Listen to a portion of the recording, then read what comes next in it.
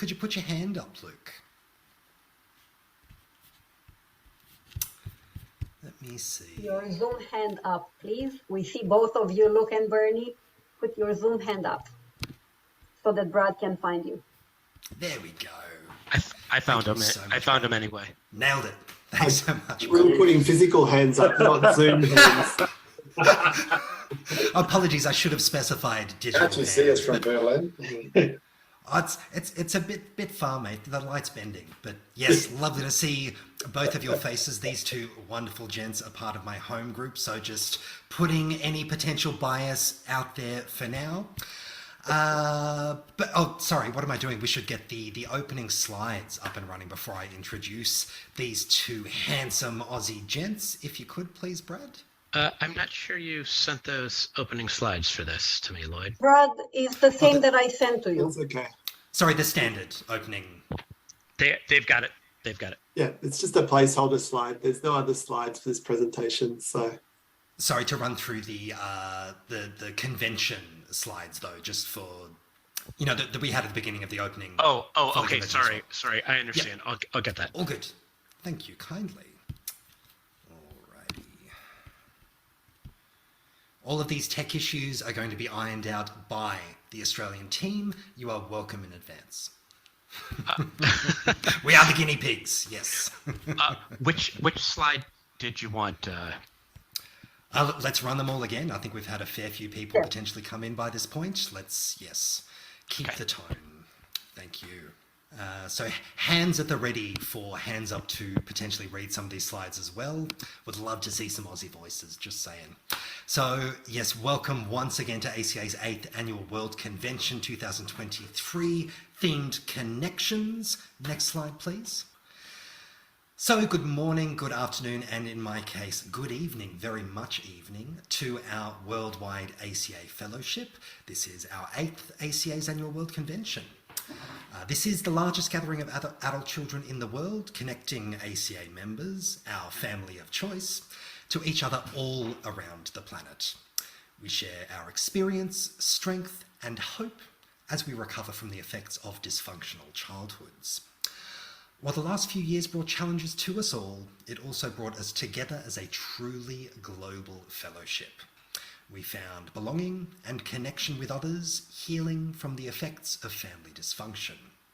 This convention is hosted by the ACA World Service Organization, WSO, and as stated many times before, and no doubt many times hence, the theme this year is Connections.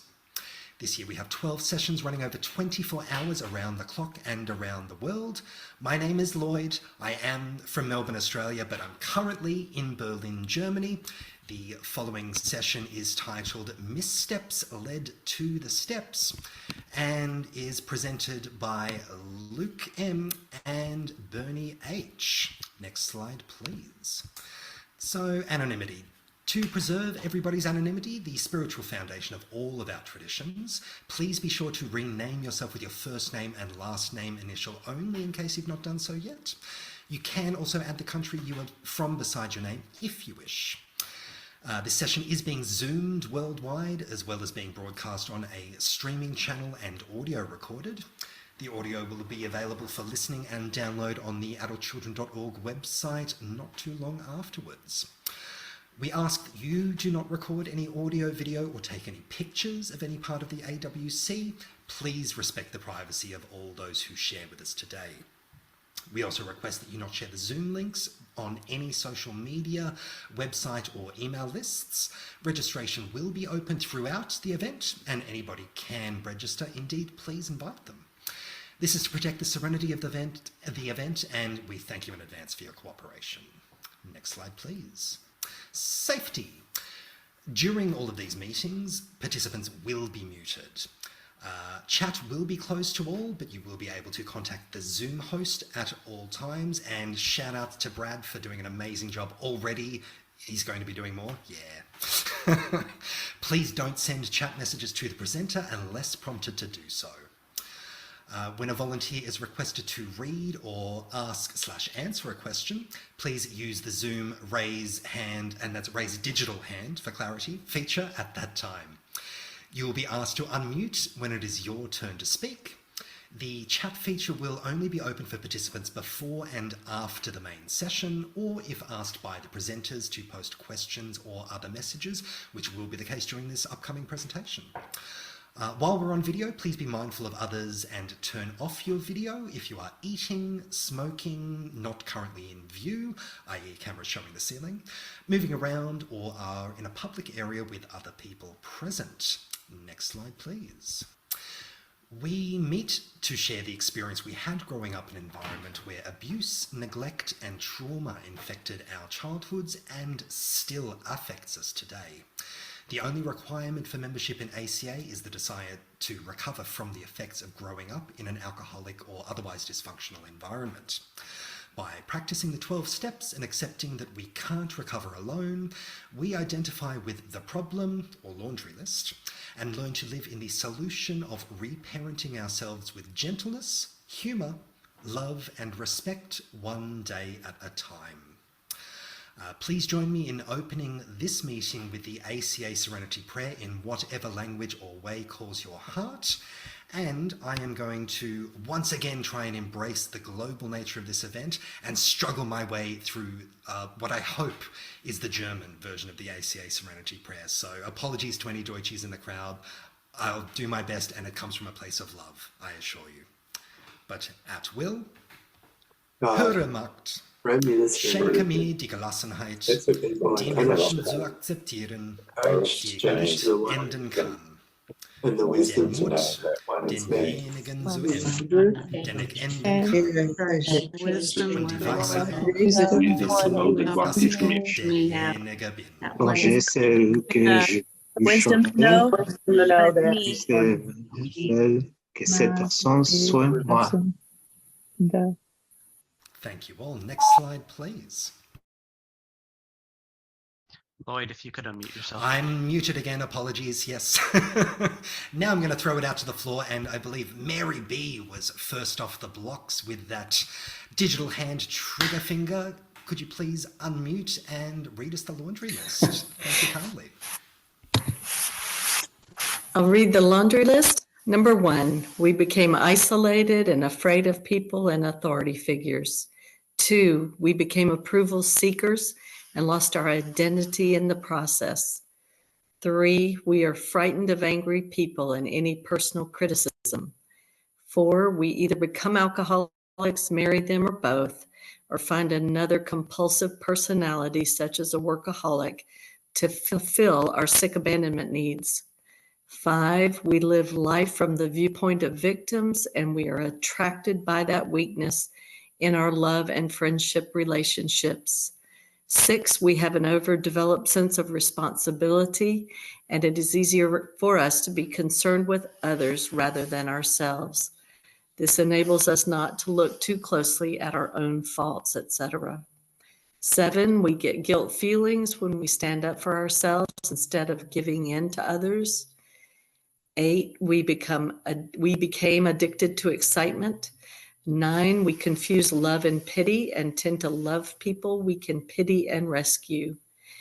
10, we have stuffed our feelings from our traumatic childhoods and have lost the ability to feel or express our feelings because it hurts so much.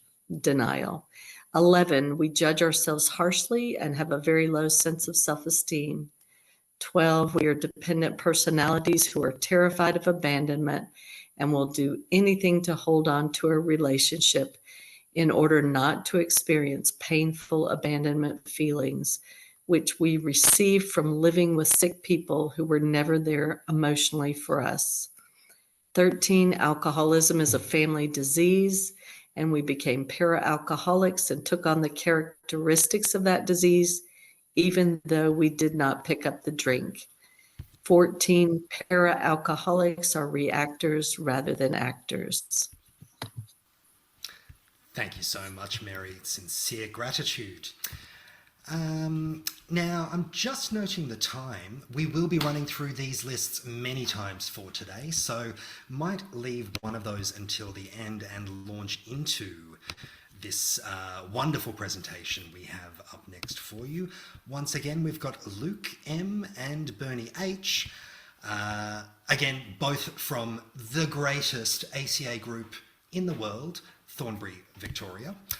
Luke is 40 years old and from Melbourne, of course. He brings passion and, I can very much attest, energy and humour to ACA after rock bottoms with his health, relationships and career. A very immaculately eloquent and clear speaker with a penchant for grounded analogies, he is excited to share his ACA journey alongside fellow traveller Bernie. Now, Bernie is, how can one possibly do lingual justice to the force majeure that is Bernie? He is retired and lives in Melbourne after travelling the world as a Kiwi. He shares Luke's and my enthusiasm for ACA and is pleased to be sharing what he's observed in his own ACA journey with gentleness, humour, love and respect. And let me editorialise for a second and say this man is an absolute font of recovery. He has been key to my journey in ACA, and I'm so excited to share with you a very recent father and a well-seasoned grandfather in fireside chat mode with one another. Please welcome to the digital stage Luke M and Bernie H. Thank you, Lloyd. Thank you, everyone else. And thanks particularly to everyone giving service today. It's much appreciated and great to see so many colourful and varied tones and faces. It's a pleasure to be here. My name's Luke. I'm a new father. Bernie and I are friends and have travelled for a number of years.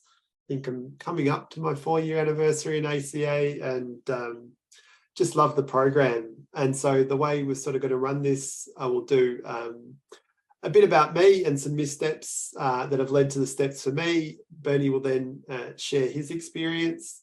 Then we'll chat with each other, and we know each other pretty well. So we'll definitely dig into the weeds and talk about what the ACA experience has been like for us.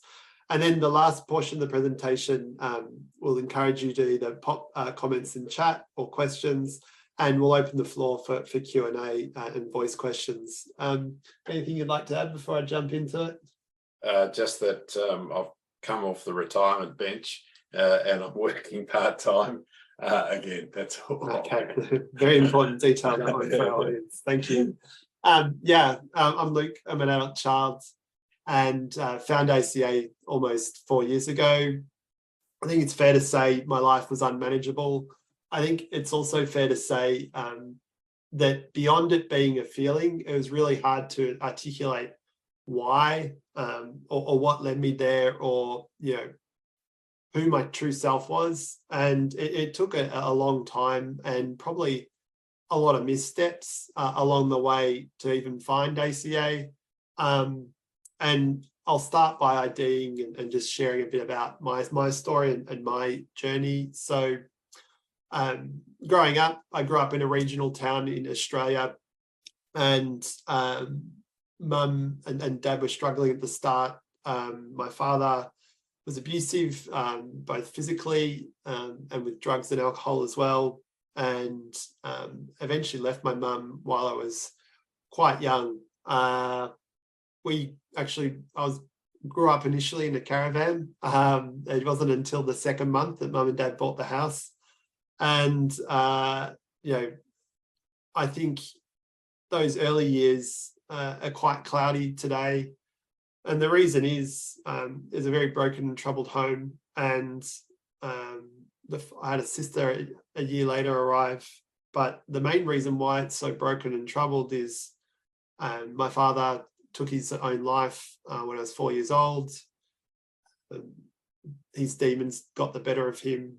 And my experience with that was very traumatic. And so it's cloudy around that time. And it wasn't until much later that we were able to make peace with some of the things that happened, including my grandparents covering that up, covering up me finding the body, and my subsequent life afterwards was very confusing, because my mother met someone again rather quickly, a year or so later, and I had a new stepfather and stepbrother stepfather was verbally and emotionally abusive, and my stepbrother was physically abusive. And so my solution back then was to dissociate and not feel feelings and embrace perfectionism.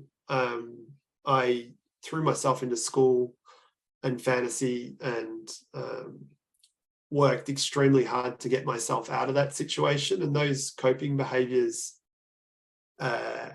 carried through into adulthood. And so, yeah, there was other misfortunes through childhood and into my teens, but this all culminated with some really spectacular undoing at age 20.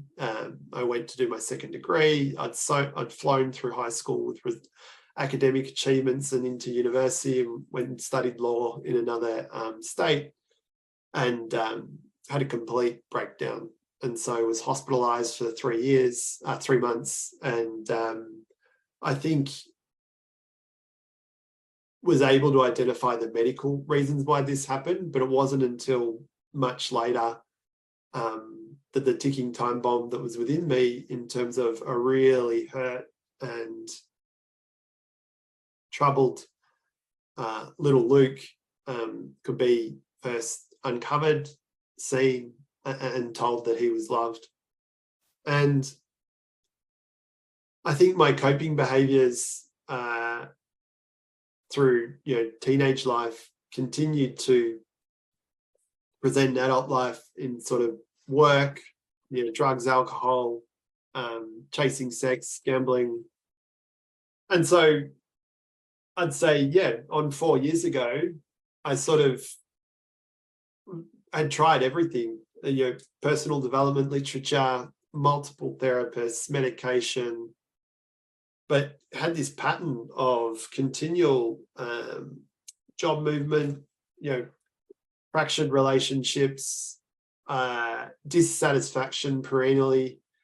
And what I can say today is, before I got through that door the first time, I was feeling really spiritually empty, and could probably, feign physical health, mental health, and having those ones ticked, but my spiritual health wasn't there, and I couldn't articulate why. And so finding ACA with that perfectionist trait and fierce independence saw me come into the rooms thinking I could treat this program like I did my career or academia. And I think my first misstep was that I thought I could read my way through ACA. And by that, I mean, buy all the literature pretty quickly. I got the yellow book, I got the red book, I got the other laundry list workbook and the daily reader. And the only thing that stopped me reading the other laundry list workbook is on the third page, it says, hey, if you haven't done anything else, you need to actually go back and do that before you start reading this book. And I think one gift that was present with this program for me was that I'd tried nearly everything else to sort of assuage this pain I was feeling. And this was a clear process that I just needed to trust and let go and do what I was told in terms of the literature and what was recommended. And so, I closed that book and started the program. And I think when I started, it was 2020, early 2020, and we started via Zoom, and it immediately started doing something that for me was a higher power experience. And after reading the laundry list and experiencing what happened in a room with honesty being shared and humility, I'm like, okay, this is where I need to be. And so I think another misstep was getting overexcited by this feeling and wanting to embrace recovery, at pace and with speed. And because this is how I lived the rest of my life, go, go, go. And I think that was the next misstep, in that I was charging forward and expecting results near instantly. And now it's a life ongoing process, of course.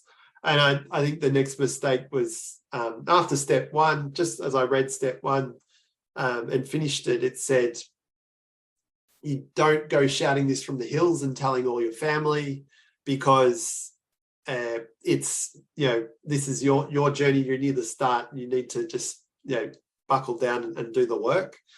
And by that stage, I'd already told my ex-wife at the time. I'd sent an email to my mum saying how great it was. I'd shared it with my sisters, and I realized I needed to step back and pump the brakes. I think the next part of my process that I could really identify as a misstep on the way was thinking I could do this and negotiate with only some parts of myself instead of all of it. And by that I mean my initial fellow traveler, I did step 4. And, it's a raw story that I shared over, 3 hours in a lounge room, and I never had that level of honesty with someone in the past. And my fellow traveler said afterwards, that was an honor to hear that story. Make sure that you look after yourself, because it's very likely the next few days will be rough. And I've prided myself on, being extremely resilient. And in one ear and out the other, I said to myself, yeah, whatever. I think it was 4 or 5 days later, I had an argument with my ex-wife. I was next to the kitchen and couldn't explain why I was in so much agony, and fell to the ground in a panic attack and, gasping for air because I couldn't explain what was going on and the hurt that was coming up and being inside. And that was an extremely painful experience that, 4 or 5 months later, became a divorce. And the reality was, in doing this work, I had to bring my full self and honor that part of myself that I'd connected with and needed to protect.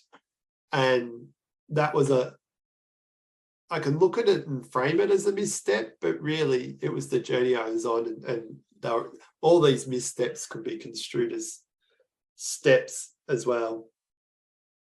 I think the next part of the journey for me was thinking I didn't need to pick up the phone, and that I could just get what I needed in the meetings and the chat afterwards, and maybe a WhatsApp message here and there. And by this stage, I'd moved out and was at my friend's house in my car, and had my fellow traveler, the initial one, that left the program. And I'm just like, what do I do? And so I had to just let go and just popped it in a WhatsApp chat. Hey, I'm looking for a fellow traveler. I'm a mess. Something like to that effect. A few minutes later, someone gave me a call. He said, I can't do his accent, but it's, hey, Luke, here you're looking for a fellow traveler. And yeah, that was the absolute higher power job. I looked up, but couldn't see anything other than my car roof. I'm like, what is going on here? And it was a key turning point for me, in that up until that point, I knew the program was good. I knew it could work, but I didn't have that inner trust that comes and develops over time. And after that, I just let go.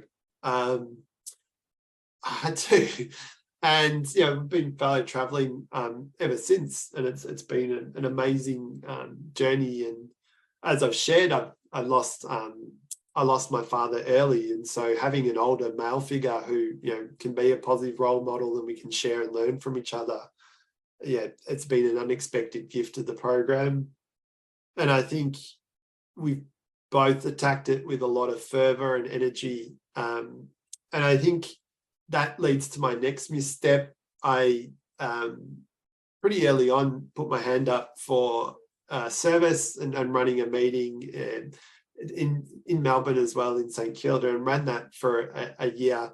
As something I was very glad to do, and I think it was an amazing experience for my recovery. But I need to catch myself when I think I know better when it comes to service. Every time that thought has come up and I'm getting frustrated internally with the group conscience or the way a meeting is run, always the best solution for me has been to check myself, step back, and just trust the process and let go of any inclination I feel to control. And it's worked every time. It takes care of itself. Meetings ebb and flow, they even cease. And I just need to trust that there's something much bigger than me at work that does this and achieves this. I think my last misstep, before I sort of throw it over to Bernie, is the distorted thinking I had around achievement when it comes to ACA. I thought I'm going to run through these steps, nail them, and be great again. And I've let go of that completely. I'm me, I'm Luke, I'm doing more than enough, just going through my day-to-day and being a father. And in choosing to let go and just choosing how I act with this program, the rewards and the promises, in under 4 years have been nothing short of heart lifting.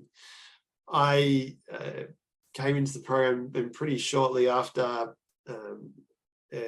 divorced on my own. Had been through 3 miscarriages with my ex,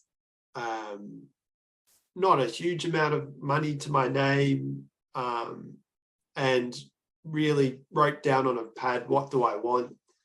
And couldn't answer the question really, and just broke down in tears. Today, got a new partner, I live in a wonderful home. I've got 7-month-old twin boys.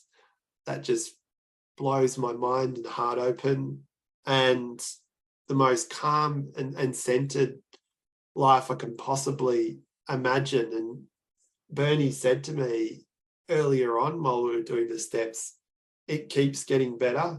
And I can look at 6 months ago to today, and the level of gratitude I have for this program is immeasurable. I can't put into words what it feels like to lose my father in such tragic circumstances, and then have the ability to give that gift of love, first and foremost to myself, but then to pass on that love to 2 new boys in the world who will never get to experience or know what I did. And that is absolutely my choice, because my job is to just give them all the love I can.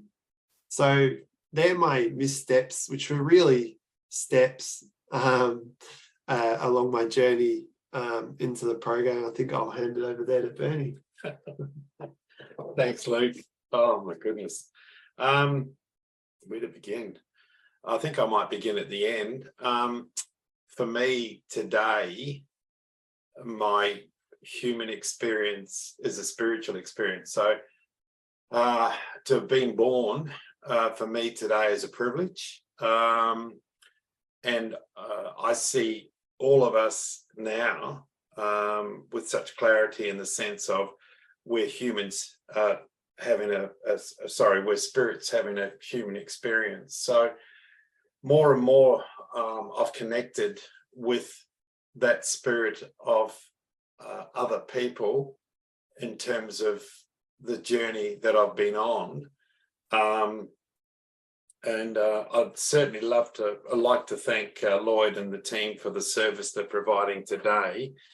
One of the keys to my continued spiritual health has been service. But let me digress slightly and go back to the beginning. I too came well qualified for this program. I was born in New Zealand, so I am originally a Kiwi, and I grew up in a very violent household. My father was a World War II veteran, and I believe, once again, the parcel was passed down to him. His grandfather was a military man in the First World War and the Boer War, as a professional British soldier, and then they immigrated to New Zealand. My early days were filled with violence and trauma. My mother was a big drinker, and then there'd be ensuing fights and arguments, decisions to be made, like who you're going with, your father or your mother. Those type of terrifying decisions at 4 and 5 years of age were just, well, what can I say, utterly terrifying. And then there was a lot of, in those days, it was spare the rod and you'd spoil the child. That was both in school and at home. And my father was very, very happy to administer corporal punishment, even with a horsewhip, for example, on my brother and I. I mean, it just sounds quite bizarre, so bizarre today, but that was an unknown thing, I suppose. Here I am making excuses. The reality was it was barbaric. My father died when I was 12, and I was sent off to this Dickensian boarding school, and it was a Lord of the Flies experience there. I used to come home wanting things to be different at home, and I came home to my mother being, well, drunk all the time. And I mean, there was, and so I left boarding school at a certain age and joined the army, and came to Australia and did my commissioning in the New Zealand Army. All the army officers at that time were done through to Portsea graduates. So full of my own self, and then I went back and I started collapsing again. I think I was suffering from depression, well, very much so, suffering from depression. A friend of mine rang me up, and I'd done the parachute course and done all that sort of. I was so how shall I put it? I was so scared of my shadow all the time, just lonely and scared. So I would do these bizarre courses to prove to myself that I was a man's man. So I did all that, and then a friend of mine rang me and said, "I'm going overseas. Would you like to come?" I immediately took 6 months leave without pay and traveled backpacked for 2.5 years. What I didn't recognize, I resigned when I was in Africa because of anyway, I won't go into the details of what was happening in Zaire at the time, but what I recognized in the past, people used to say, well, you can write a really good book, but what I was doing was running away from myself. I was running away from my own head. And I finally got back to my home, in New Zealand, and excited as anything, saying to myself, well, this time it will be different. This time they'll welcome me with open arms. This time they'll be interested in what I've got to say. And so I did the traditional thing in those days, is pull out the slides and the photographs and proceeded to tell my mother about my great adventures. After 5 minutes, she literally got up and said, well, I've got to go and do the washing, and walked off. It was like a hit in the stomach. I was and then I started to sink into this blackness. This it was like a quagmire. I described it at the time and subsequently as like a whirlpool of blackness, and I seemed to be being sucked down into this vortex of blackness. And the only thing I could do was to buy myself a ticket to Australia. For some reason or other, I felt more at peace in Australia. And I can see today it was the distance, it was the geographic. I was actually removing myself from that which continually triggered me. So with $50 in my pocket, I got a ticket, I got to Melbourne, and then hitchhiked over to Adelaide. And so it started my journey here in Australia. But what I did, of course, was carry my head with me, and all my problems, which I was, so traumatized, that complex PTSD, which I didn't recognize at the time. My solution was alcohol, and gradually that got out of control.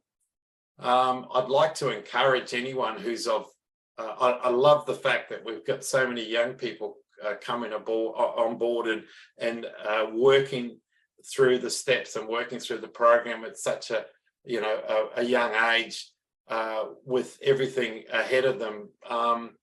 I wasn't quite in that league. I didn't get sober until I was 53 in the other program, and that was my first time of being honest with myself when I announced my problem publicly in that forum.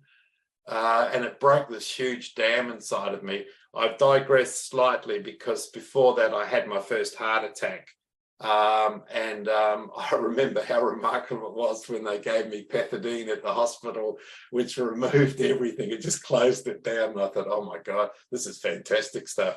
My mind stopped for the first time of that. If she says this, I'll say that. If they do this, I'm going to do that. And all my fears and worries and just dissipated in an instant. Anyway, the result of that was just prior to that, I'd had this breakdown in the warehouse I was working at, and I cried out. I said, if there's anything out there, help me, And so that heart attack turned out to be a turning point as to examining my life, and along with some other signals, I got to the other program, the mothership, and started that remarkable journey.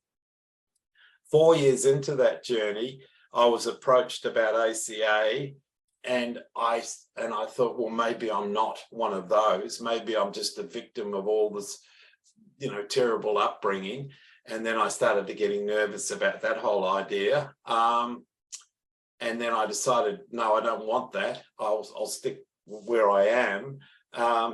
To be perfectly frank, those that approached me didn't have what I wanted, or there wasn't that attraction, as we say, that spiritual kind of togetherness. So I moved on from that. And then at 10 years of sobriety, I started having these crazy dreams about my parents, about that institution I was sent to and what happened to me at that institution.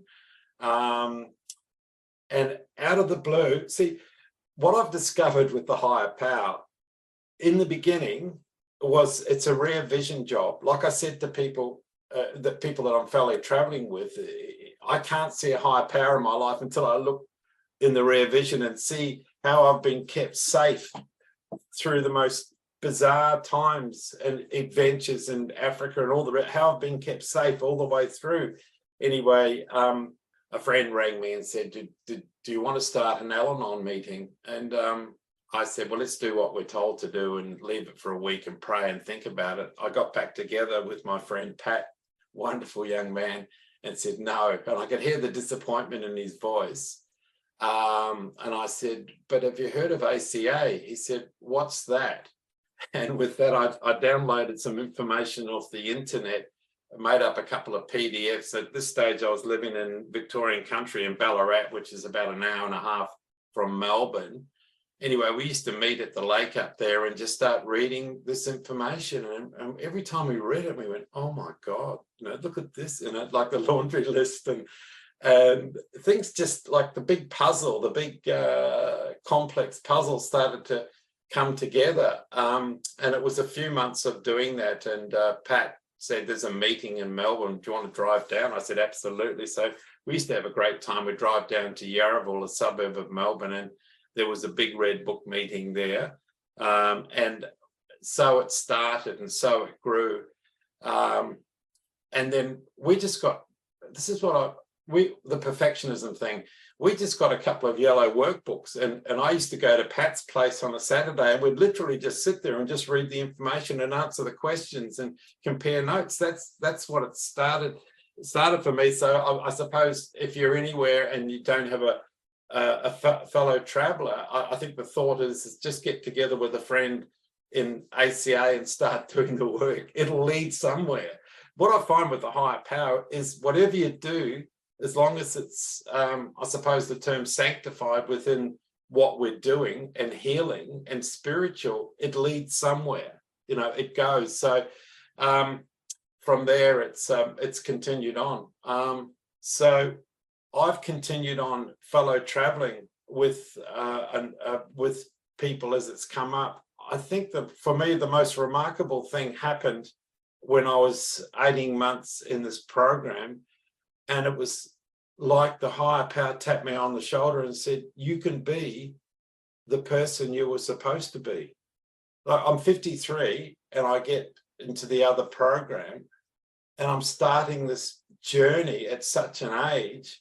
And I would encourage anyone, as I say, for me, the spiritual life today is a continuum. You get born and you're on this journey through life, and for me it's about growing spiritually as part of the journey. And there's been terrible times in this program, in the sense of the grief started to well up in me. There was, you know, I looked at my life and I started to see, oh my goodness, I'm a codependent. What does that mean? And then I looked at the people I'd been in business with and in my personal lives, and I recognized the term narcissist. And I started to feel, oh, so many regrets, you know, if this had been that, or if that had been this, and all the rest of it. But I was reminded by beautiful people in this program that it couldn't have been thus because of the step one.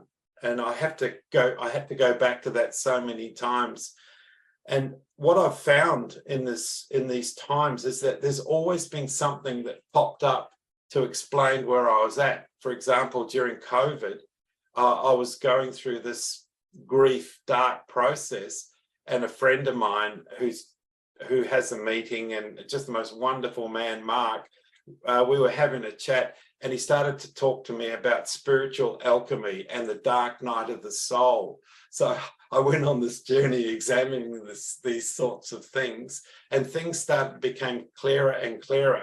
But for me, gradually, as I let go and hand it over to my higher power, the answers would come. There'd be a phone call. There'd be more and more information. It led me to, I remember when we had our first retreat at Williamstown, we were sitting in a circle and we were doing step 2, and it got to question 14. And I was going around the circle and people were talking, and I was like sitting there, and as I counted the numbers and saw what question was going to land on me, it was like, you know, one of those temperature gauges, the mercury rising and falling in me, and I'm, oh no. And so I got asked the question and I started to answer it, and I tried to stay calm, and I started, because, you know, ACA, adult child, the idea was that I was a good boy. I wouldn't create any trouble. I was fearful of authority figures, those sorts of things. I wouldn't stand up for myself. But in this instance, it just ripped me apart in the room. And people who saw me as smiling Bernie, nice, I'd loathe the term nice after a while, but nice, saw a different side to me. Once again, the literature explains the granite rock that comes out, that pops out of the glacier of my soul, and some real healing started to happen. And you know, I got involved in the Royal Commission here in Australia and in New Zealand, and believe it or not, it led to me in the end happily going back there to a school reunion, being with people I had been at school with who I hadn't seen since 1971. I mean, it's truly remarkable, and doing it with peace in my heart, with love in my heart, because I mean, there's so many things that have evolved out of listening and being open and being willing. You know, the author Richard Raw, James Finlay, you know, these wonderful people and their information. What I find remarkable about these people as well is they all reference the 12 steps, whether they had any problems in terms of their addictions or whatever. They all reference the 12 steps as the most remarkable way to start a spiritual awakening, and that is, I found to be the case, and so it continues. I've continued to fellow travel. To me, I've been through the yellow workbook a number of times now and continue to do so. And what I find with every swing through, if you like, more gets revealed. I answered questions in the beginning, and it was a very simplistic sort of, I don't have an answer for that, so I'd leave it blank. What I found was, as things were uncovered, things would come up. It is, as they say, that onion process. Whereas what I've done is I've written things down in the beginning, but I've continually added notes to and additions as things have come up in me, things that I hadn't thought about, or things that weren't coming out of that denial. Is an exacting and an ongoing process, and getting back to the inner child has been so remarkable for me. You know, doing the inner child work and the healing. You know, I and Ho'oponopono. I loved Tony A's steps, and step 8, where he talks about Ho'oponopono, the kahunas of Hawaii, and then being able to put my arms around myself in the morning and say, I love you, little Bernie, you're okay. And this morning, for example, in coming here, I did some non-dominant handwriting, and little Bernie was fine, you know, about coming here and being a part of this. I find my best work, if I'd like to say, or my best confidence is working with people one-on-one, or fellow traveling one-on-one. Yeah, and the other big thing for me is the waiting room, and waiting for the answer. The hardest thing, I need to know now. I need to have a decision now. I need to know what my higher power wants for me now. But my higher power wants me to mind my own business and sit in the waiting room of life and wait for the answer. And the answers always come. That's why that wonderful thing about, restraint of pen and tongue. And the other thing that I noted the other day, as it said in the other book, in the other literature, faith without works is dead. And I've noticed that people that get involved in service, it goes from the head to the heart. It becomes a part of my being. And it's not that I'm looking for that. It seems to be a reward as I work, as you know, we've got a meeting here, as we're doing these things. There's a byproduct where the clarity comes forth, and it's a remarkable journey. It is a remarkable journey, and it is I used to think so much guilt and shame. Why was I born in such a crazy, I was going to swear, but why was I born in such a crazy family? But now I recognize it as, David Hawkins and these people talk about, James Finlay. It's a privilege to be born. It's a privilege to be a part of the journey of life. And the wondrous thing is to get to ACA and do the work. So that's enough from me, I think, at this stage, Lou. Yeah, very good. I think we're going to open it up to the chat section of this presentation, Beans, well-oiled machine. And I think, it's very clear we've got a lot out of the program, and from different generations to, I think, I want to flip it for a second and just ask you the question, and I might have an answer too, is what doesn't work in terms of what you've observed in doing the program. What things do you notice when things don't work for either yourself or for other people you've witnessed? Codependent relationships. I've noticed that there's a tendency for us, what do we say in this program? It's an inside-outside job. And there's a tendency for people that I've worked with on a few occasions now that they meet the person of their dreams, and they go back into those relationships which are of a codependent nature. And that's where I loved David Hawkins' writings, where he talks about that, the term of, as I get clear, as the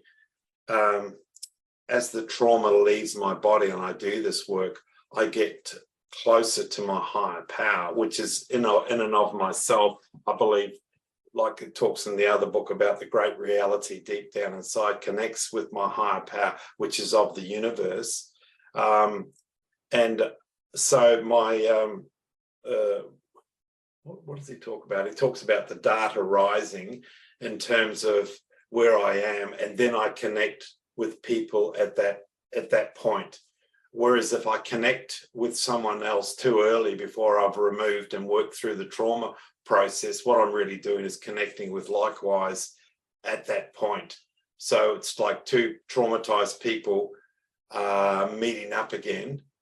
And then generally I find what happens then is that there's a general move away from the program, don't attend meetings, and then it's almost like we're looking for a reason not to do it, to go back, because the changes are so hard. I'm turning the Titanic around bit by bit in and of myself. But the more I focus out for healing, the less it works. It's a diversion. I think. Does that make sense? Yeah. Let other people be the judge. I think for me, what hasn't worked is bargaining with myself or observing other people bargaining. I'll do this, and this, but I won't look at that part. And for me, I looked at everything else. I was happy to own sobriety, showing up, doing steps. Until about 1 year in, I did not want to look at my marriage. I would do everything else but that thing. And then when I got honest with myself, which took time, it was like, if I'm going to grow here, I need to love myself first. Yeah. You're absolutely right. Just on that, I was married for many, many, many years. And I was happy to recognize my codependency in relationships and business and that. And slowly, I started to see that it was in my marriage, in my closest relationships with family. It's heartbreaking because the gap became wider and wider. And that's the other thing. I think one of the big missteps that people make is they come up against themselves, their own healing. And there is a decision that has to be made. And God either is or he isn't. What's my choice to be? And people turn away. It's just too hard for various reasons. And they will find reasons why the program doesn't work. But that's how I feel. Yeah, I think there's a couple of questions in the chat around the codependence and how it's presented. And I think what I witnessed was when I'm focusing outside and trying to fix something outside me, including my loved one, that was a recipe for disaster. I agree. And I can't control that. What I can control is the choice to love myself every day. And if I lead from that Absolutely. and continually bring myself back when I drift, that's when the magic starts to happen, because I now know the person that I live with. If I'm loving myself every day, the rest takes care of itself, including the love I give to others. I absolutely agree with you. My son lives in Norway, and once again, I didn't want to recognize that I'd passed on my codependent traits. of course I wanted to, as a term, proselytize. So immediately I took a yellow book over there on my last visit, and but he's not ready, and all I can do is, as has already been stated, Luke, is to pray for the situation, and to do my best, and to focus on me. That's the big one. It is. It's an inside-outside job, and what happens out there. I mean, the best thing I can do for someone today is to pray for them in any situation, and try not to be judgmental. I can be very judgmental. I can be very judgmental. I think we both can be, Bernie, and I think it's worth highlighting here the importance of the fellow travelling for both of us. I think when our ideas and thoughts about service get bigger than Ben-Hur, we know we've stepped away, and I think we're both good at pointing that out in each other, and and also regular touch. Yeah, like for a while there is daily. I think we've got our own lives, but at least once or twice a week we'll do a daily reading in the morning. That's right. It just helps. There's a question here about where to start. So the laundry list or the loving parent book. Have you got any thoughts on what's worked for you, or where you started? Well, in one sense, it was easy for me because there was the yellow workbook. Yeah. So that was it. Yeah. This one here. That's it. That's pretty well like this one. One of the things I love doing on this book, mine's all tattered and torn, is it's a remarkable, it's like God's talking to me when someone says something in a meeting, and I see people who come for 2 or 3 times, but they'll say something which is absolutely spellbinding in its accuracy, etc. And what I did was started to write the quotes. The quotes. The quotes now. And I put the date and who said it. And it goes right back to 2017. Yeah. And who said it. And I look at them, and it's like just the most perfect description or whatever, that someone will just come out of the blue and say something. My answer to this is I'm right exactly where I need to be at any given time. So when I go to a meeting and it's the yellow book and we're looking at page 101, that's all. I just follow the instructions to the letter, and start at step 1, question 1. That's it. And I'll fall away, and I have, and I'm just going to come back and pick up where it left off. And I like that there's a non-overcomplicated way to do this, because I'm prone to overthinking things. And so, absolutely. Spiritual practice. So perhaps pre-recovery and then pre-ACA, has that evolved over time? Like for you, did you have a spiritual practice before? Were you a guy? I was so, as I say, I grew up in a very dysfunctional institution. It's been proven to be so, with some of the royal commissions, etc., and some of those wonderful films that have come out from Ireland and America. I wasn't anti, I was neutral. I wasn't, and actually, I take it back. I started to go, that's when I had my first heart attack. I had this, and that breakdown in the warehouse, I had this incredible sense, like a vacuum, that I was safe, I was loved. It overwhelmed me for a second or two, and it regenerated my interest in all things religion. And I started this journey of getting involved in various religions, not the one of my birth and where I grew up at that time. It started my journey, and these will be missteps in terms of what we're talking about so often, because religion is a guidepost in a sense to a deeper spiritual understanding. And I mean, today I love listening to James Finlay following the mystics on the podcast there. You listen to all sorts of things. I'm trying to stay away. We're laughing because I'm a devil for getting diverted into the latest political issues or something like that, and it can overwhelm me in that sense. And you just got to let go. You got to let go. Just gotta let go. I can't do anything about can't. anything. No, I can't change what's happening on the world scene or anything, but it's like I get intensely interested in it. One of the things I'd like to say, and this is one of the big things for me, and it was a very painful learning curve, was if I'm going to do service, I have to do it because my higher power wants me to do it, rather than my ego. Look at me.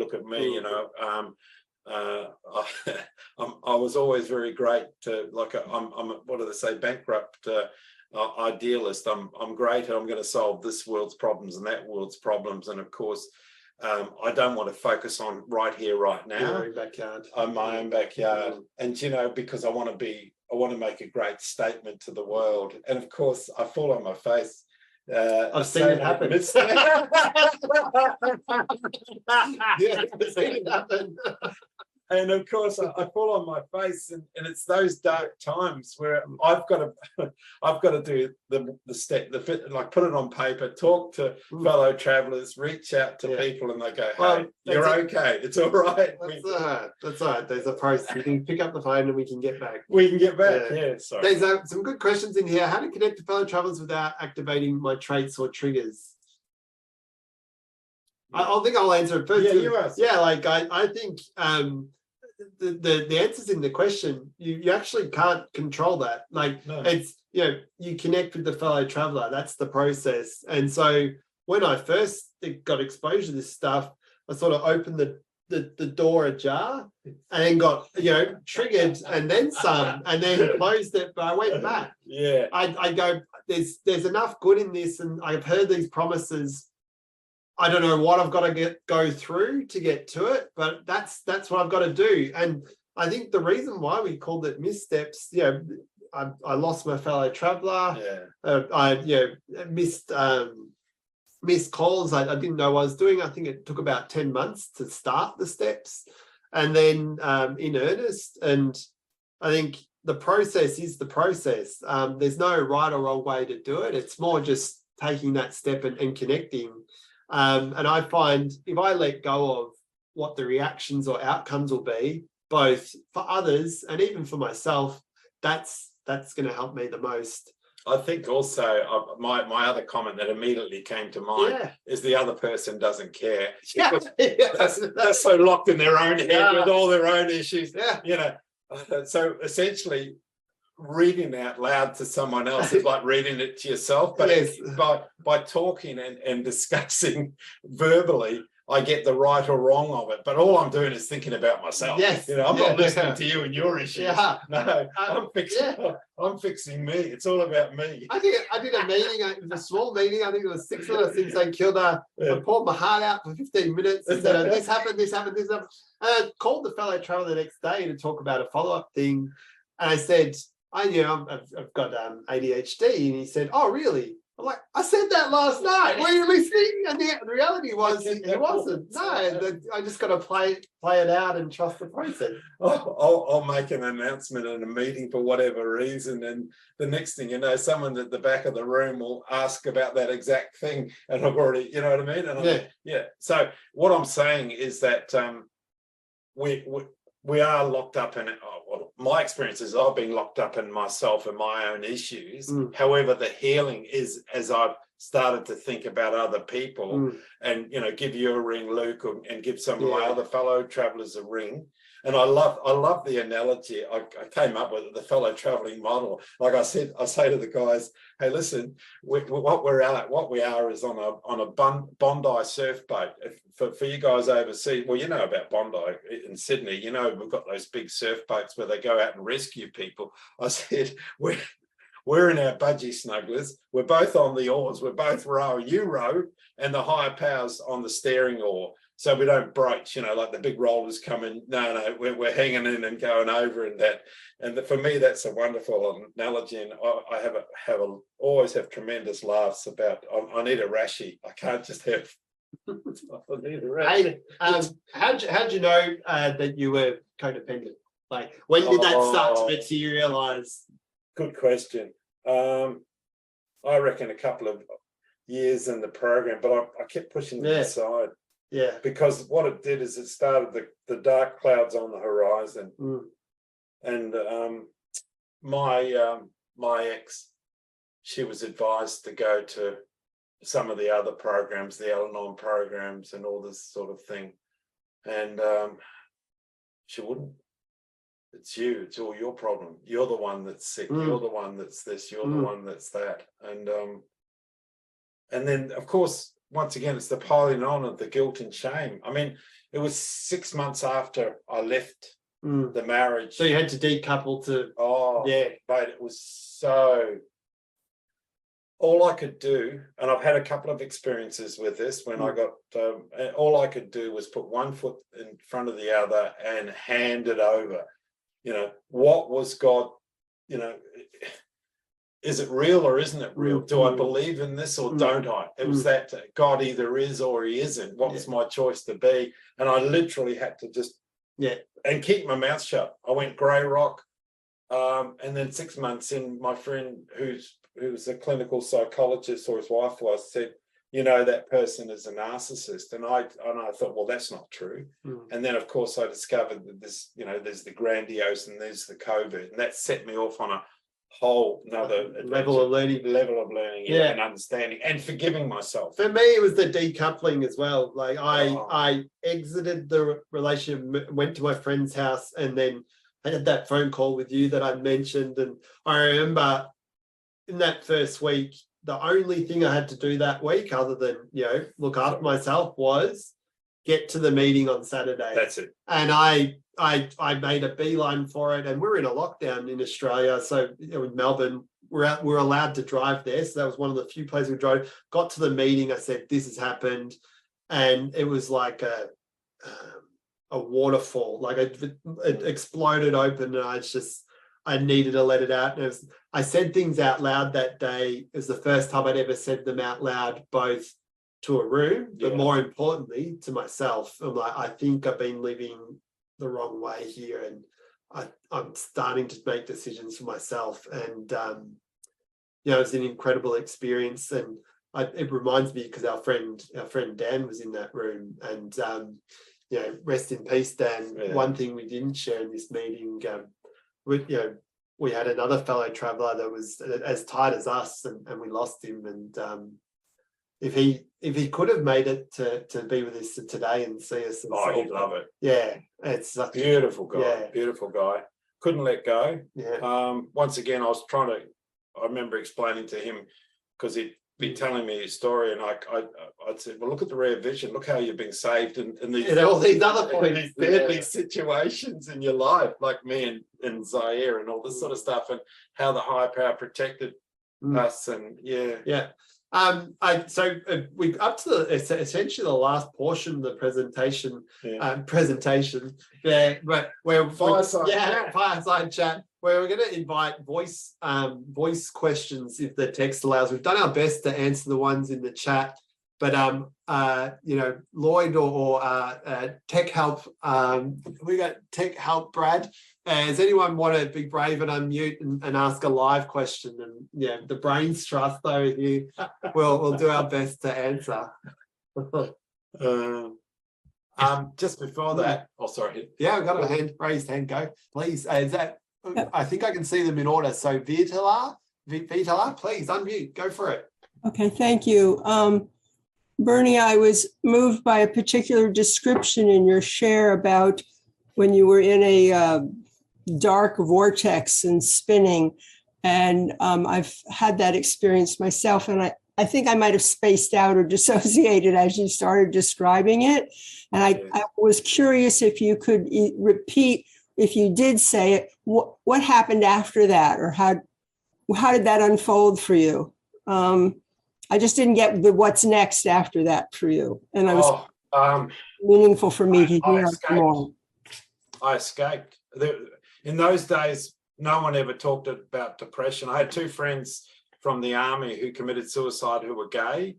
No one ever talked about depression. I mean, I guess it's a hidden epidemic today, so much, so to speak. But in those days, it was man up and that sort of thing. I literally knew that I felt better in Australia, and there was something calling me to that, and that's what I literally did. I went down, I bought myself a flight to Melbourne, and I had $50 when I arrived in Melbourne. I was staying in a YMCA, but even then I didn't reach out for help. I mean, it's remarkable the help that would have been available to me back in those days, but my pride and, I don't know, my craziness, my sickness wouldn't allow. I'm a man, I'm going to make this happen. I'm not going to be a part of anyone, you know, like I'm a free enterpriser. Today, I'm absolutely the opposite. I see that we're all connected. We're all spirits connected together. It's remarkable. I literally had to walk away from my home, my country of my birth. It was one. I've had several of those sort of do or die type moments, but that was one of them. So you thought of that as depression, is what you're saying, that experience? Oh, very much. Okay. The black hole. It was like a vortex. I described it as a whirlpool, and I just, it's like you're getting sucked down into this thing, you know, and you're trying to reach up and drag yourself out of it. Yeah. And so for you, you did a geographical, you moved to Melbourne. Many geographicals. I've moved countries, I've moved states. Thank you. Yeah. I just wanted to hear how that part unfolded. Thank you very much. That's why I find the program so remarkable, is I can live in my own skin here and now and be very, very happy about that. And know you'll be okay. And know I'll be okay. Yeah. Thank you. Thank you. I got another question. Cheryl, please unmute. Go for it. Yes. Hi. Thank you all so much. I really enjoyed you guys. Your energy is just electrifying. I do have a fellow traveler, but she's in California and I'm in Maryland. And thanks to the Zoom, you know, that was one of the good things that came out of COVID. You're right. But it's been challenging, and I haven't been to any face-to-face meetings in ACA here in Maryland. I'm going to try to look into it maybe. But anyway, my question was about, so, you know, reading the big red book, and then the yellow book, and then the laundry list trait book, and then the loving parent. Yeah. Because I know so many different people, all these groups are popping up. So I see some people starting with the loving parent book and not doing the trait book. And I did it in order. So I read the big red book, and then the yellow book, and then the laundry list, and touched on the loving parent. And so I too, like Bernie was saying, I've facilitated several step studies, and I've been through the yellow book many times. So what do y'all think? Have y'all done all three of the books, the yellow book, the trait book, and then the loving parent? Yeah, I've done. I'm working through this one. We created a face-to-face on Mondays down here for the laundry list workbook, but I've done the yellow, the red in meetings, and then read through the red, and then the loving parent I've done twice. And I think, it's different for everyone. Like, I think the argument can see, and I remember hearing an international speaker say, find what works for you and discard the rest. And I think in the traits, we're very guilty of perfectionism. And so my advice when I'm fellow traveling with someone is simply, the only thing that stops this program working is if you stop going to meetings and stop fellow traveling and refuse to do the steps. Like steps, fellow traveling, and meetings, that's it, in any order, any literature, as long as it's associated program. I think the rest will follow. And a step 10, it talks about the discernment, and we've talked about this a lot, that being able to thread the needle. And so at the start, you're just running around reacting to everything. Yeah. And now, back and forth. now I'll have triggers come my way, and it's like the exact level of response required that involves loving myself and creating safety and no more. And to old Luke, that appears like some Jedi mind trick, but to me today, it's so natural and common sense to just exercise discernment and not stress about the reaction or reacting to others. Yeah. Just on that, I think there's a tendency for us to like bowerbirds, chase the next new Shiny shiny thing. thing. I think there's the hole in the soul. And oh, look, I've started on the yellow workbook, but oh God, I'm getting to step 4, and I'll jump over to the loving parent book, or I'll jump over to this, and I'll jump over to that. The reality is the hard work is the hard work in terms of the pain levels. And for me, the yellow workbook, I mean, I took, for example, Tony A's step book. I thought that was, and I'm not sure whether I'm speaking out of turn here, but I found his steps to be so gentle that what I did with my yellow workbook is I wrote Tony A's steps underneath each step. So when I'm doing fellow traveling and we get to the step 4 or the step 9 or whatever, I'll read the step, but then I'll read Tony's A steps, because he turns that focus back on to myself and the healing and loving of myself. For me, that was an important thing. Yeah, but yeah, the problem for us is we want to go over here and over there. Oh yeah, it's like we change jobs. We because of the discomfort in our souls. It's like what it talks about. We've got myriads of self-help books. We've got everything from Zig Ziglar through to Dr. Dennis Wakely, and everything. It won't die. Yeah, I'd read 100 plus of those things. All of the frequently named ones, and nothing got as close as the literature for this in terms of what I needed. It's the greatest thing since sliced bread. I have to agree with that. But what it does is I open up my curiosity. I've taken on piano lessons, and recently I do yoga.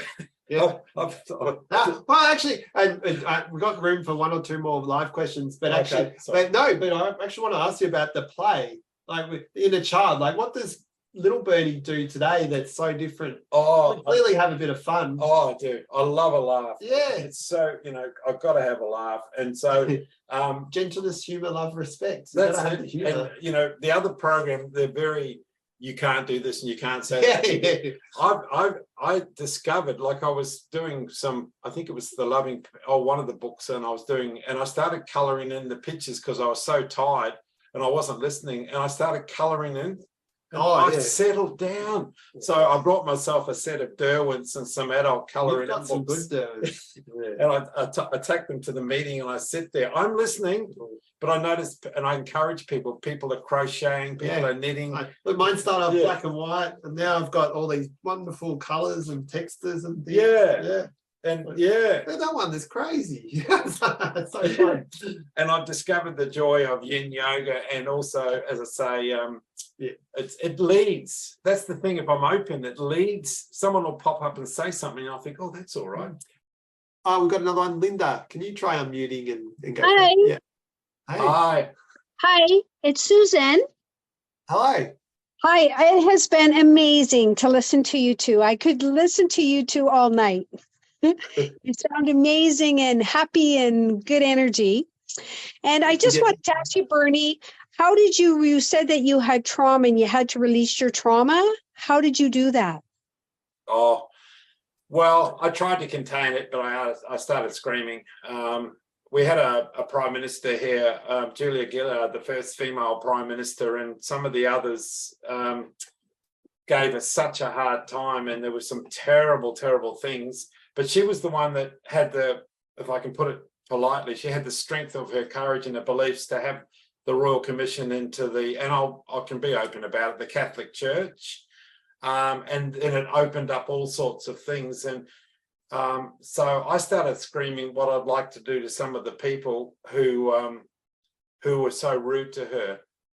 You got in touch with your anger. Oh, yes, good call. And as I say, it talks about it in the yellow book, about that granite rock in the glacier of our souls. And I think all of us have got something that's deeply repressed, and at a certain time with certain scratching, it blows like a volcano.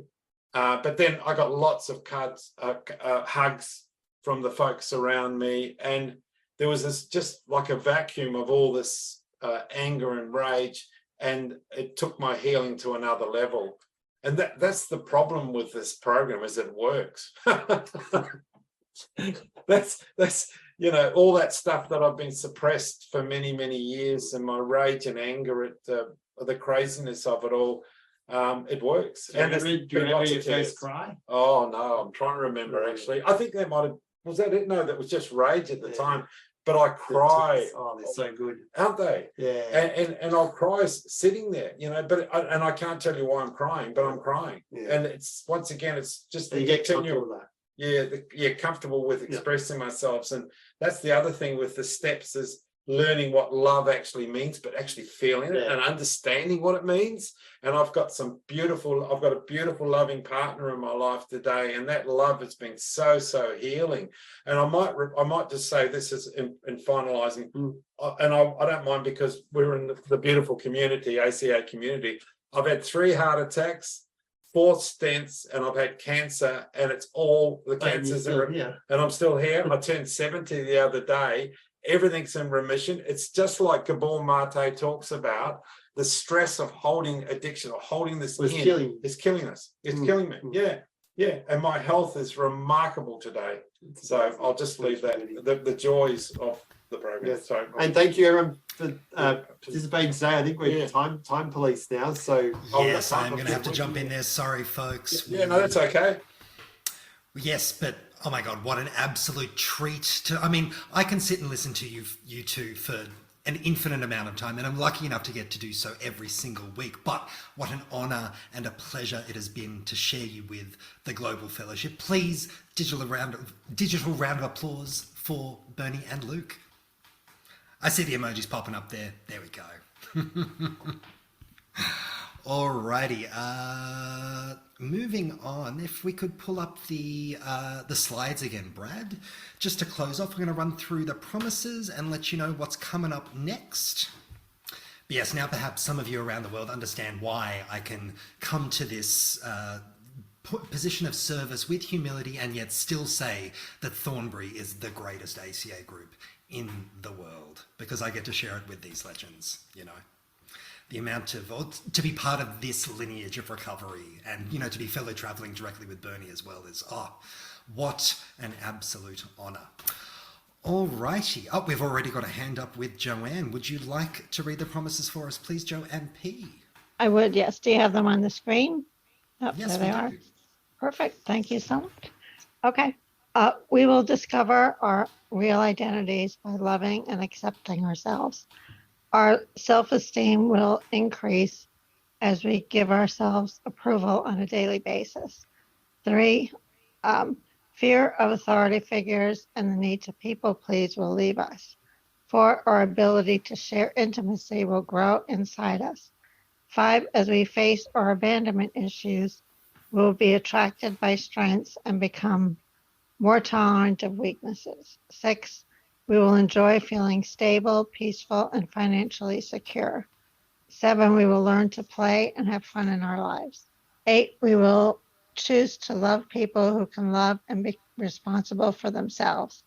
9, healthy boundaries and limits will become easier for us to set. 10, fears of failures and success will leave us as we intuitively make healthier choices. 11, with help from our ACA support group, we will slowly release our dysfunctional behaviors. 12, gradually, with our higher power's help, we will learn to expect the best and get it. Absolutely. Thank you so much for that, Joanne. Brad, can I ask you to switch over to the 7th trad, the volunteer slide as well, which, as Bradford very wisely surmised earlier on, service, absolutely a form of 7th trad for someone who's perhaps less financially healthy like myself. Giving service has been, an absolute boon to both my spiritual health and to my recovery. I can say that quite wholeheartedly. I mean, as these two gents will attest to, when I first walked into the room in January 14th, I was a crying, sobbing mess who could barely speak, and here I am presenting to, several hundred people around the world, not even a year later. Magic. So volunteering for service, yes, doing service in ACA is a great way to strengthen your program and put it into practice. You can help carry the message and make a difference in another ACA member's life by giving service. This ACA World Convention is made possible through the dedication and energy of your fellow ACA members giving service from a place of love. If you feel called to volunteer for service, please click the link found in the chat box. If you could pop that in there for us, please, Brad. It's acawso.org/service, and follow the prompts to complete the form, which will help direct you to the committee that best matches with your areas of interest. And my word, are there multitudes of areas of interest. No matter what your skill set is, I'm sure WSO can find a way to facilitate you giving that good service. Over to the 7th slide, please, Brad. So our 7th tradition states that every ACA group ought to be self-sufficient, fully self-supporting, declining outside contributions. If you have not done it yet, we ask that you consider making a 7th tradition contribution by clicking the link in the chat box. Again, thank you, Brad. adultchildren.org/7th-tradition. You can donate in your local currency and a variety of digital ways such as credit card, PayPal, Venmo, Google, Apple Pay, and of course we are so grateful for any contribution that you can make. So we're going to take a little half-hour break now. Get up, stretch, give your inner child a big old hug, go mull over the manifesting world peace, as Bernie attested to earlier, or, grab something to eat. Either way helps.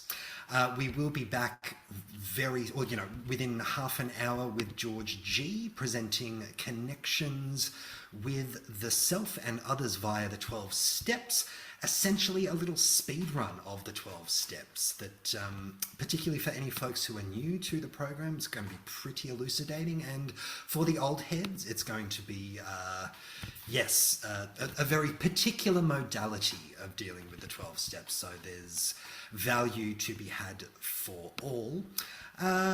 Luke and Bernie, are you intending on jumping over into the fellowship room, perhaps? Because I'm still seeing plenty of questions and love for you too. So, you can just go bathe in the queries or the love, and or both,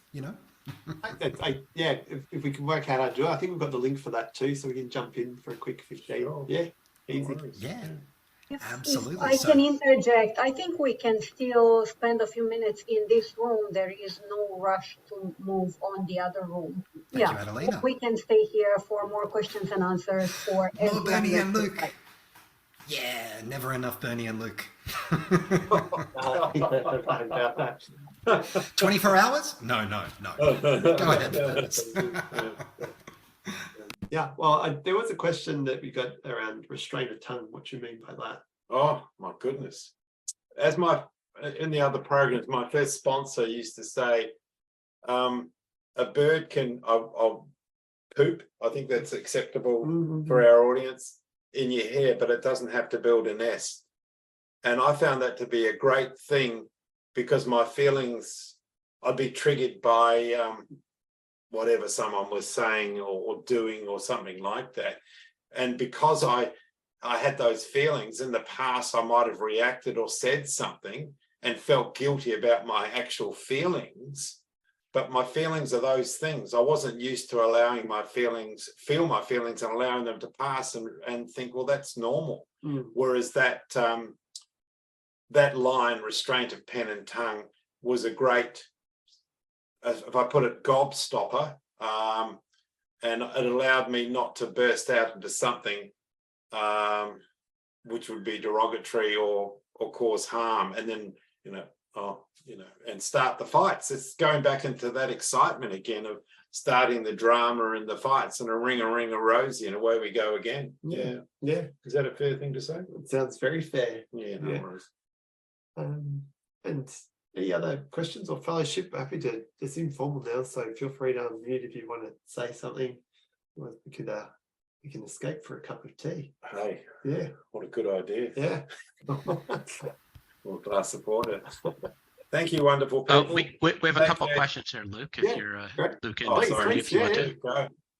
Hi, Luke and Bernie. This is Dawn from Maryland. And my question for you both is, you talked about your individual journeys and how you found your way to ACA. But given that your family, was there any interconnection? Like, did one of you, who'd have found it first? Did that matter? You talked earlier about, it's your journey. So it wasn't like to put it off and to try to tell somebody else in the family about everything you were learning in ACA. It was your journey. But at some point you two compared notes, or somebody got in there first and then the other one did. What was that interaction like? I'm really interested to hear that part of the story, if you don't mind sharing. Thanks. Yeah, I'll go first, because I think I found the program before my ex, and my ex never found the program, in that they were growing in a different direction.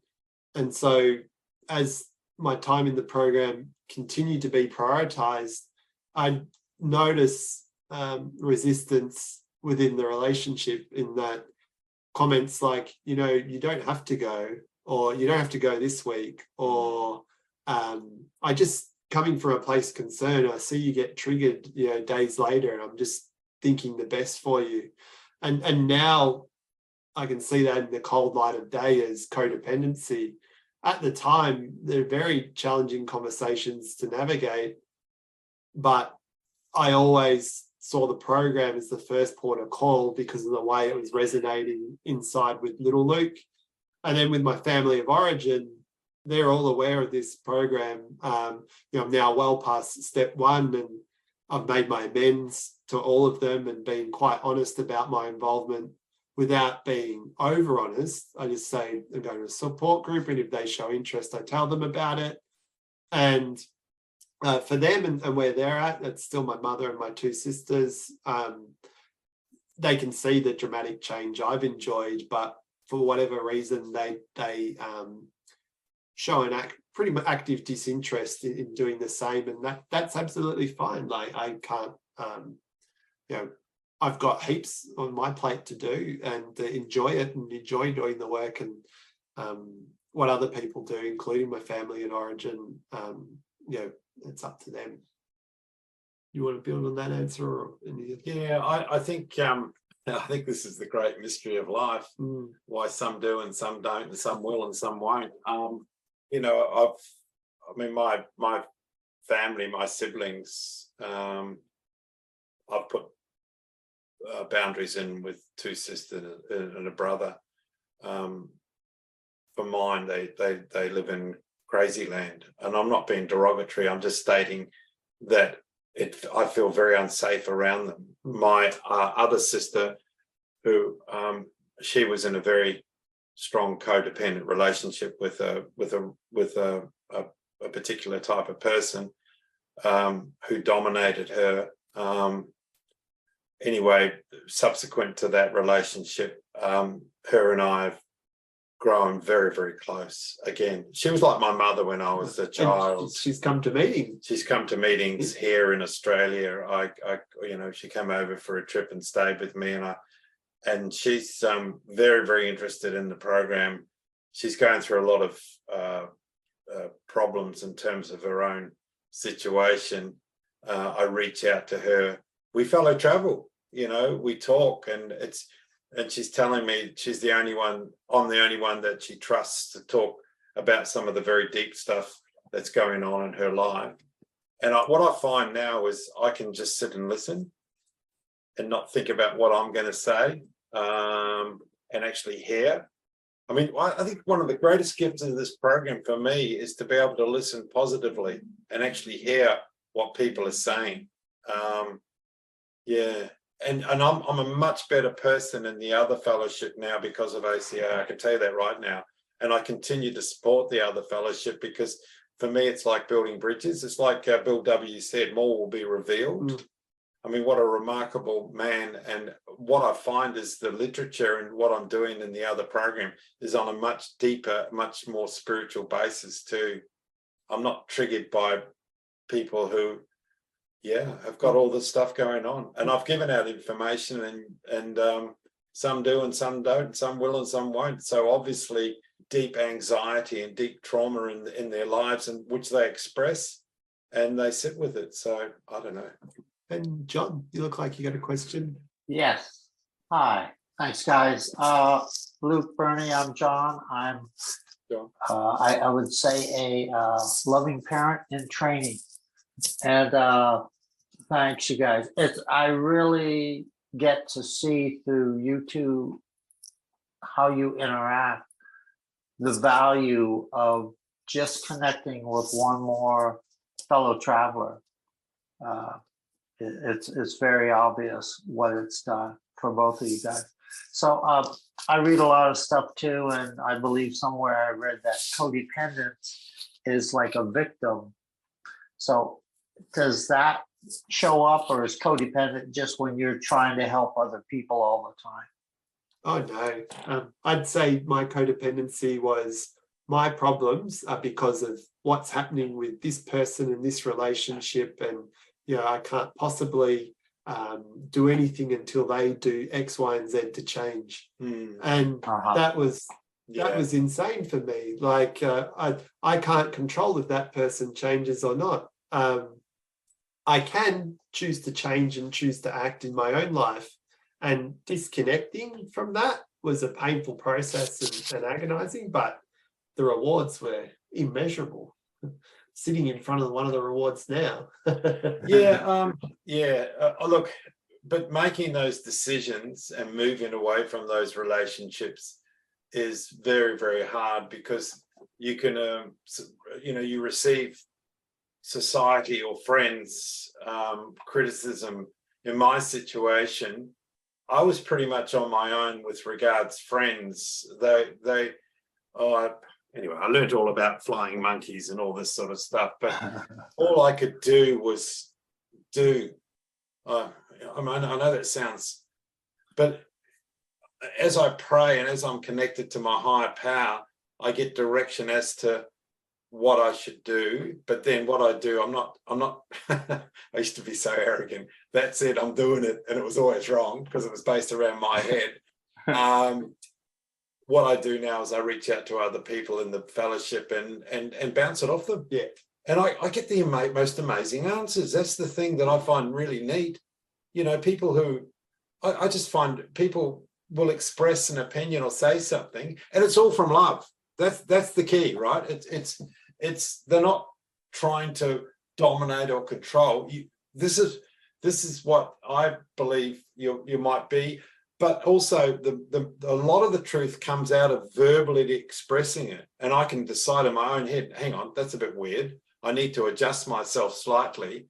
And what I found in this program, the most amazing thing was when I came here, I was like all over the place, like, off the trip, like bipolar, I'm sort of and then sad and gradually as the traumas come out of my body, I've come to that central place where I can thread the needle based around, if someone believes they need to do something, which I firmly oppose, I don't immediately jump in and go, well, that's stupid.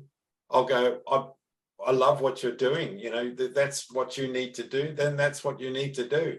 And then if I feel I need to say something, because this is one of the problems with me being a people pleaser in the past, I'm getting better, is saying to someone who I'm fellow traveling with, listen, going into that relationship is not a good idea. Whereas, I'd say, well, you go down that little courtyard over there, you're going to find out very quickly what you need to do is listen to your inner child. And if you get a sense of a red flag, let's just keep talking about it. So instead of just like blowing people out of the water, I always try and keep the door open and then think about what it is that I might say, which might be a guide. And what I've discovered is once people are, so much of us are off in our own heads. So we've decided that this is what we're going to do, and we won't listen to anyone else. And so we go back into the traits again, and away we go again. But if I leave the door open, then, like I didn't get sober until I was 53. I didn't get to ACA until 2000 or late 2016, 2017. As I say, the remarkable thing for me is that the human experience is actually a spiritual experience. We're on a journey, you know, and that's why I love Richard Rohr and falling upwards, and David Hawkins. That's the one I was trying to think. The map of consciousness, you know, as you go up, and that's the deal. The deal is I'm here to grow spiritually. We got one more hand. Oh, sorry. Yeah, no, one more hand. Thank you. Thank you. Thank you, John. Sorry. Yeah. And Catherine. Thank you so much. Thank you so much for speaking. It was extraordinary, and thank you so much to the many people who have worked on this convention. My question is for Luke. I think you said that your inner critical voice has become your inner survival voice. Can you explain? I wouldn't say, I'd say my inner critic voice was in the driver's seat, and critical parent was driving the show, and it would present as you know, perfectionism and a real strong internal vocal of self-flagellation to push. And I'd say that the lead voice today is my true self, and it comes from a perspective of what does little Luke need, and what do I need to love myself. And I wouldn't say my inner critic is not there. It's a part of me, but it's no longer in the driver's seat. And so when the inner critic is starting to raise their head and jump in and take control, I've now got tools where I can go, okay, I need to call a fast traveler. I need to journal. I need to sleep on this. I need to just step back and go for a walk around the block.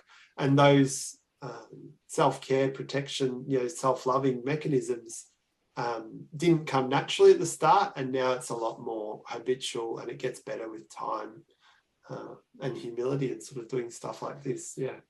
Thank you And often so much. I'll ring Luke and have a chat about something, and he'll just nail it. The confusion in my head, you just cut through with the clarity, and you go, wow, yeah, that's it. And it sets me up. It clears whatever's going on in my head. Yeah. That's why the fellow traveling is so good and reaching out. Absolutely. Thank you so much. Not a problem. We've got to go back to our day lives now, I think, and have some tea. Thank you, everyone. Thank you, guys. It's a pleasure. Thanks, Lloyd. Thanks for your service, mate. And thank you once again, Luke and Bernie. Absolute champion stuff. And yes, to the fellowship, I'm glad you enjoyed them as much as I get to on a regular basis. Now we have 15 minutes until the next presentation. I think at this point a little bit of a break would be warranted. Go make yourself a tea, stretch your arms in the sunshine, do a little bit of self-care, and we'll be back for George G with the presentation Connections with Self and Others via the 12 Steps. I got there. Thank you once again for sharing this with me. It's been an absolute honor and a pleasure, and we'll see you in about 15.